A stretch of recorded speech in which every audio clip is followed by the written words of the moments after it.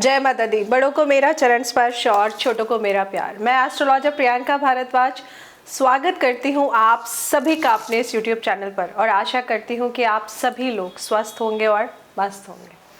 आज मैं आप सबसे बात करने आई हूँ हमारे प्रिय ठाकुर जी को लेकर, यानी कि मैं आज आपसे बात करूँगी एकादशी को लेकर। चैत्र माह के शुक्ल पक्ष की एकादशी को कामदा एकादशी के नाम से जाना जाता है और इस दिन भगवान विष्णु की पूजा की जाती है। कोई भी एकादशी हो, हम सब जानते हैं कि हम भगवान विष्णु का पूजन करते हैं, लेकिन कुछ ऐसी एकादशी भी हैं जिन पर भोलेनाथ का पूजन करने से भी महापुण्य की प्राप्ति होती है। एकादशी भगवान विष्णु का ही अंश कहा जाता है, इसलिए इसे सभी व्रतों में बहुत सर्वश्रेष्ठ माना जाता है।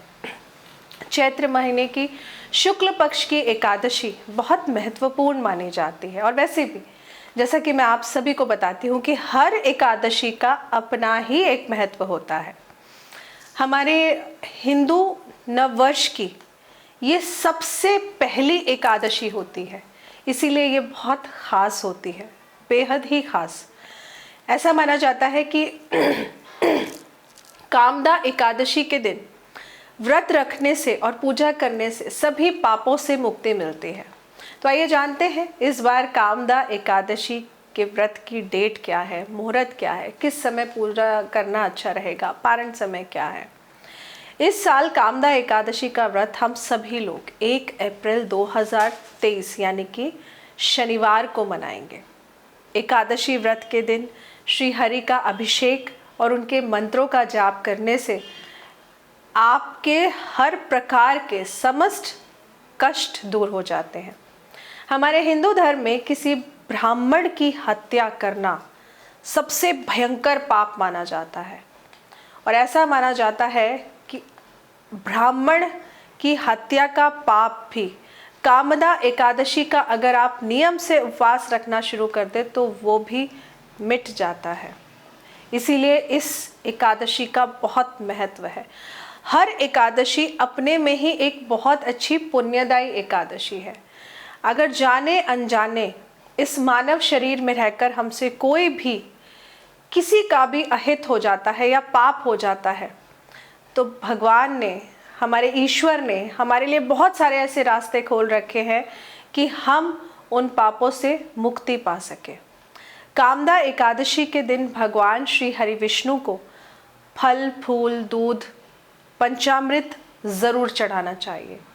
लेकिन इस बार क्योंकि साल की पहली एकादशी है और केतु का साल है तो सफ़ेद रंग के तिल आप भगवान के पूजन में अर्पण ज़रूर करिएगा। जब आप दीपक जलाएंगे, गाय के घी का दीपक जलाइए। गाय के घी का दीपक ना मिले तो आप जो भी आपके पास अवेलेबल है वो घी लेकर दिया जब प्रभु श्री हरि विष्णु के सामने जलाएंगे ना तो उसमें आप थोड़े से सफ़ेद तिल ज़रूर डाल लीजिएगा। साथ ही एकादशी व्रत की कथा ज़रूर पढ़िएगा। पंचामृत से स्नान ज़रूर कराइएगा प्रभु को। इसके अलावा रात में भगवान विष्णु की आराधना ज़रूर करनी चाहिए। जब आप एकादशी का व्रत रखते हैं, सुबह आप व्रत की शुरुआत जब कर लेते हैं तो रात्रि के समय भी पूजन ज़रूर करना चाहिए। कुछ नहीं तो आप ओम नमो भगवते वासुदेवाय का जाप ही कर लीजिए, इतना भी काफ़ी है। और इसके पश्चात, इसके बाद द्वादशी के दिन ब्राह्मण या किसी गरीब को भोजन ज़रूर कराना चाहिए और उसे कराने के बाद में ही, जब आप भोजन करा दें उसके बाद ही आपको अपना व्रत खोलना चाहिए। एकादशी व्रत का तो नियम ही यही कहता है। कोई भी व्रत हम रखते हैं तो कहते हैं कि व्रत का पारण अगले दिन जब आप सूर्यदेव को जल दे दें और जब आप दान जो आपने निकाला है आप वो दे आएँ, मंदिर में दान कराएं, तो ही उसका पारण प्रॉपर माना जाता है।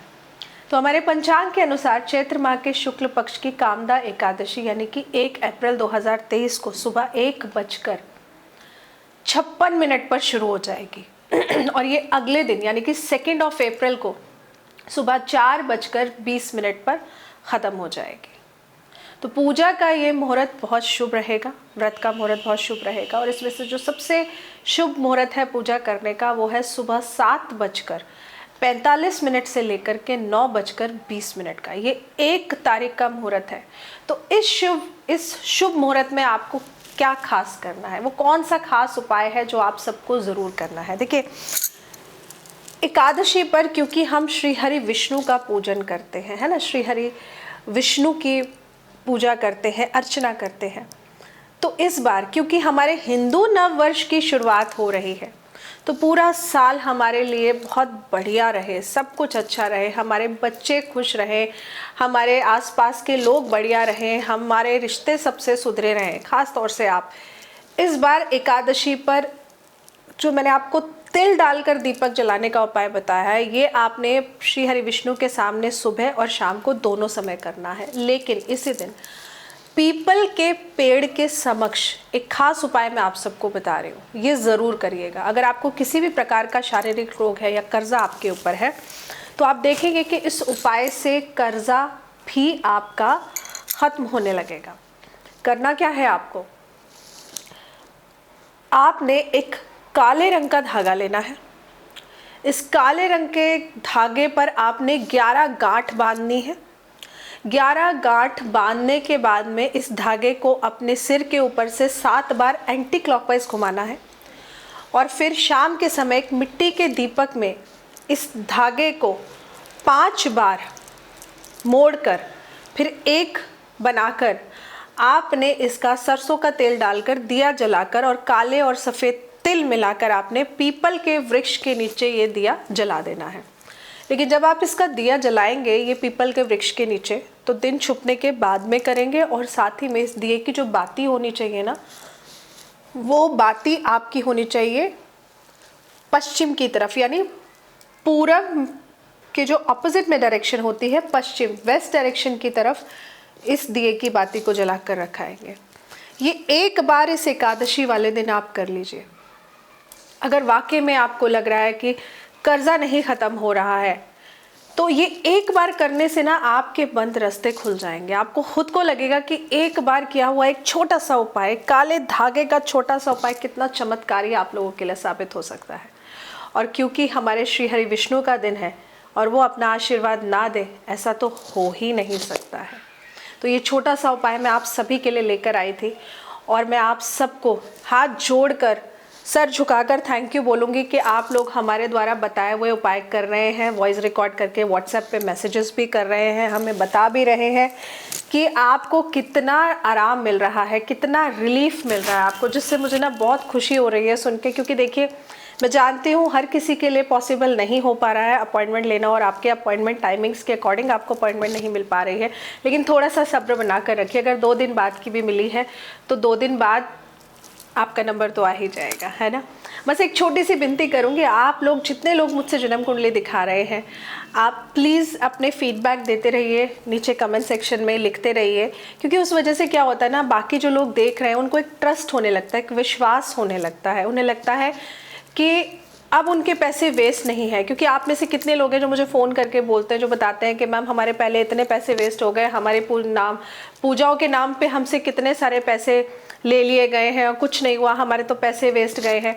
तो मैं आप सभी से हाथ जोड़कर अनुरोध करूँगी, विनती करूँगी कि देखिए, पहले क्या हुआ मुझे नहीं पता, लेकिन अगर आप मेरे पास आए हैं तो मैं इतना आपको श्योरिटी से बोल सकती हूँ कि आपके पैसे तो वेस्ट नहीं होने दूँगी। आपको सही रास्ता दिखाऊँगी और आपको उपाय क्या अच्छे आपके जन्म कुंडली के अनुसार रहेंगे वो ज़रूर बताऊंगी। और जब आप उपाय करेंगे ना, तो क्यों आपको फल नहीं मिलेगा, ज़रूर मिलेगा। करना तो शुरू करिए, करके तो देखिए। फल देने के लिए ये बैठे हैं ना हमारे ठाकुर जी, और जब आप कर्म करेंगे, कर्म हमेशा प्रधान है, तो फल क्यों नहीं मिलेगा, फल भी ज़रूर मिलेगा। तो जो लोग अपना जन्म कुंडली अध्ययन कराना चाहते हैं वो नीचे स्क्रीन पर दिए हुए नंबर पर हमसे कनेक्ट हो सकते हैं। कॉल या व्हाट्सएप करके आप अपॉइंटमेंट बुक कर सकते हैं। मेरा सिर्फ एक यही नंबर है। जो लोग बाकी अपने नंबर्स दिए जा रहे हैं, क्योंकि यूट्यूब पर नीचे आप कमेंट करते हैं, कुछ लोग अपने नंबर्स दे देते हैं, मेरा कोई नंबर नहीं है। अगर आप कहीं और पैसे ट्रांसफ़र कर रहे हैं तो आप अपने रिस्क पे करिए, क्योंकि मेरा सिर्फ एक यही नंबर है जिस नंबर पर आपकी अपॉइंटमेंट बुक होगी। तो आशा करती हूँ आपको जानकारी अच्छी लगी हो। जानकारी अच्छी लगी हो तो नीचे कमेंट सेक्शन में जय माता दी या फिर राधे राधे ज़रूर लिखिएगा। जय श्री कृष्णा, जय माता दी।